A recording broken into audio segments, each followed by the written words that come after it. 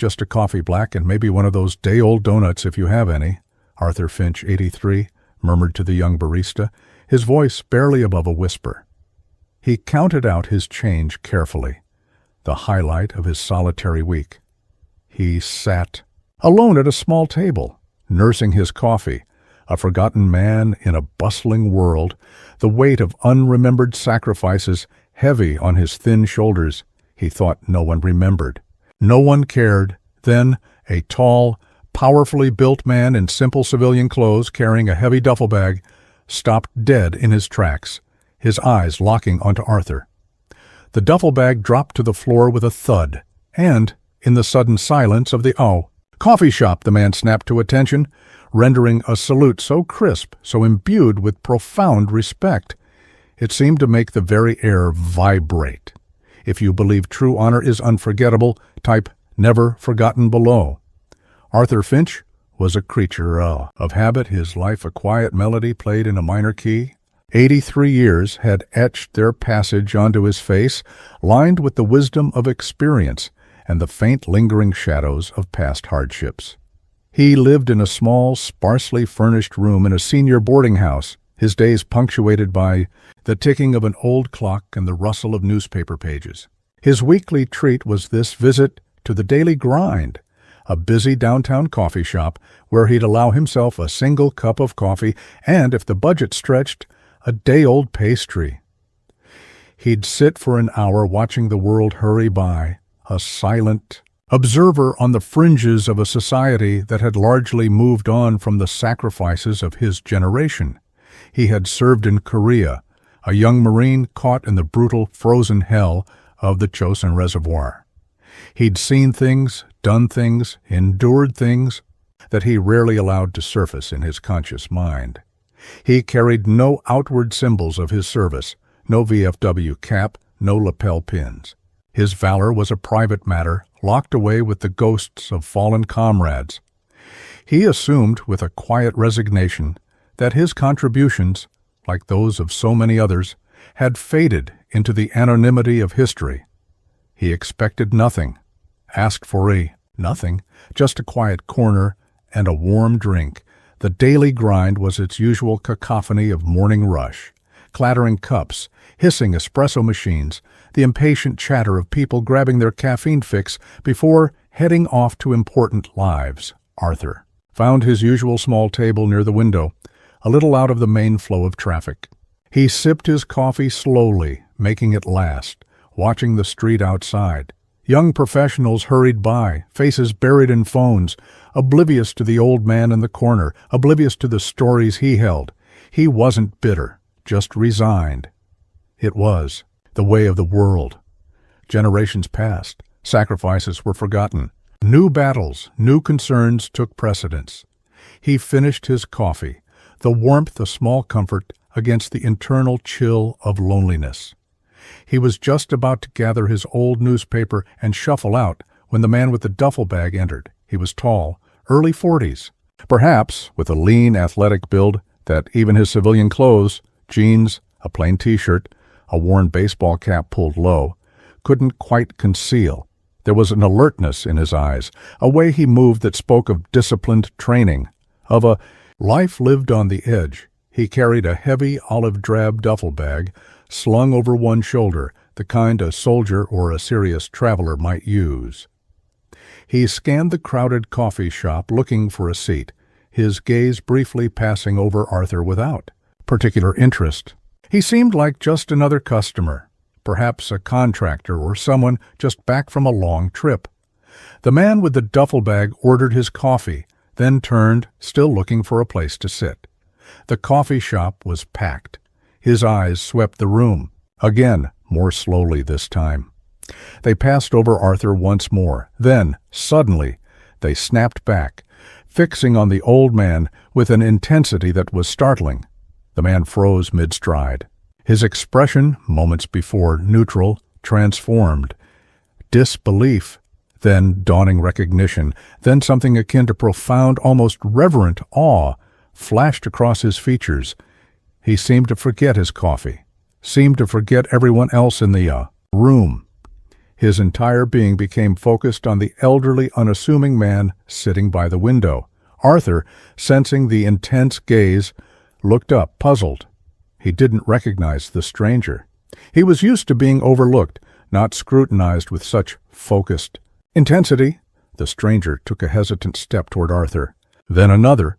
His eyes never left Arthur's face. Then, as if suddenly remembering the heavy duffel bag still slung over his shoulder, he let it slide to the floor with a heavy, unceremonious thud that startled several nearby patrons. He didn't even glance down at it. His attention was solely, completely, on Arthur Finch. The coffee shop, which had been a cacophony of noise, began to fall quiet as people noticed the strange, intense tableau unfolding. Conversations faltered. Heads turned. What was happening? Why was this strong, capable-looking man staring at the quiet old fellow in the corner with such an extraordinary expression?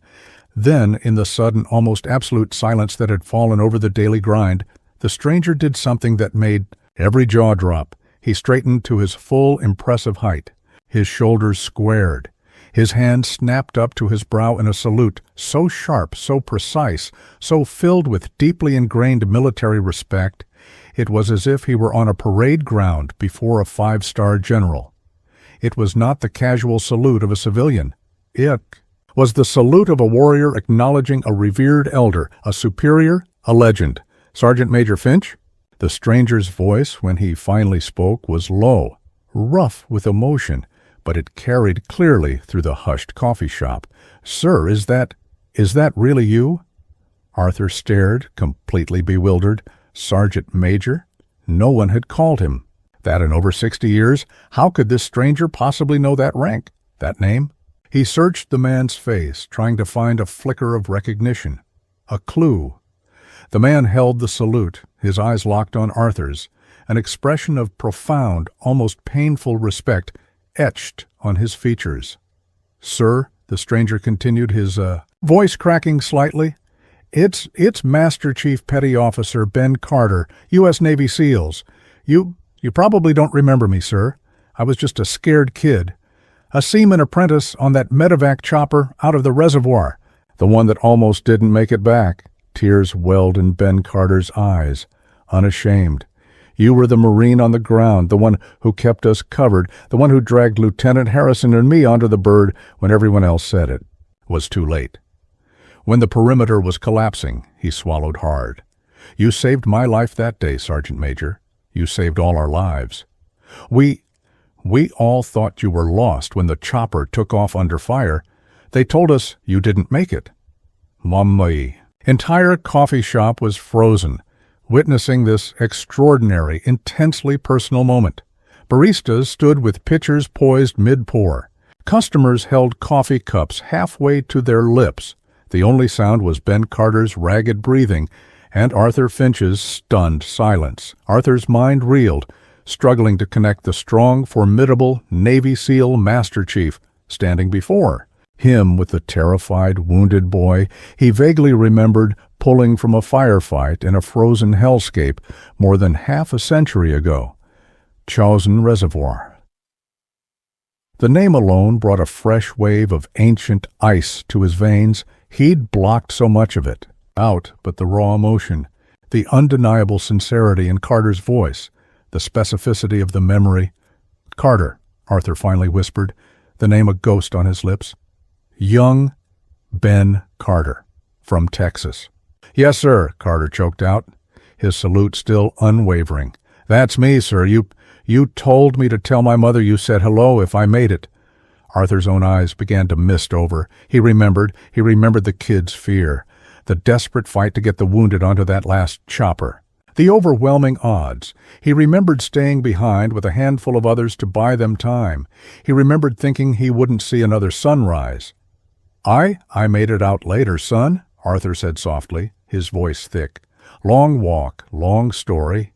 Master." Chief Carter finally, slowly, lowered his salute.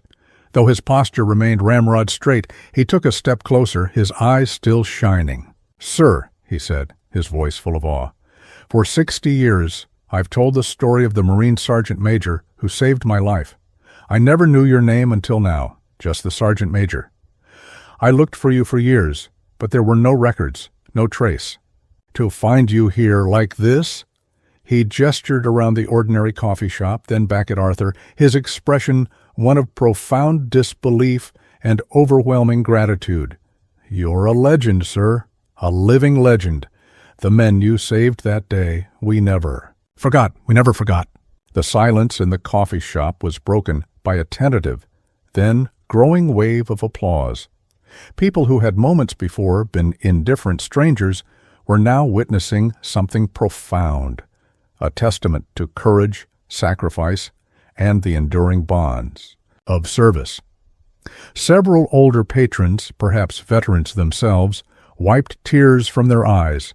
The young barista who had served Arthur his coffee now looked at him with an expression of utter awe. Master Chief Carter, seemingly oblivious to this attention, pulled up a chair, his gaze still fixed on Arthur. "Sir, if you have the time, if you don't mind, could I buy you another coffee? A real one this time. And maybe you could tell me that long story?" Arthur looked at the formidable Navy SEAL, a man clearly at the peak of his career, a warrior in his own right, now looking at him with the reverence a young acolyte might show a saint.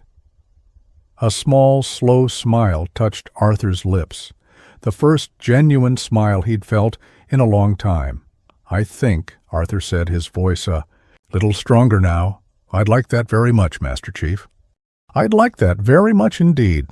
For the next hour, as the coffee shop slowly returned to its normal rhythm, though with many curious glances still directed their way, the old Marine Sergeant Major and the active-duty Navy SEAL sat and talked. They spoke of shared history, of comrades lost and battles won, of lives lived in the shadow of profound sacrifice. Arthur, who thought no one remembered, discovered that his actions had echoed through decades, shaping the life of at least one grateful warrior, Ben Carter, who had carried the memory of an anonymous hero for a lifetime, finally got to thank the man who had given him that life. The duffel bag lay forgotten on the floor. The day-old donut remained untouched. What mattered was the connection, the story.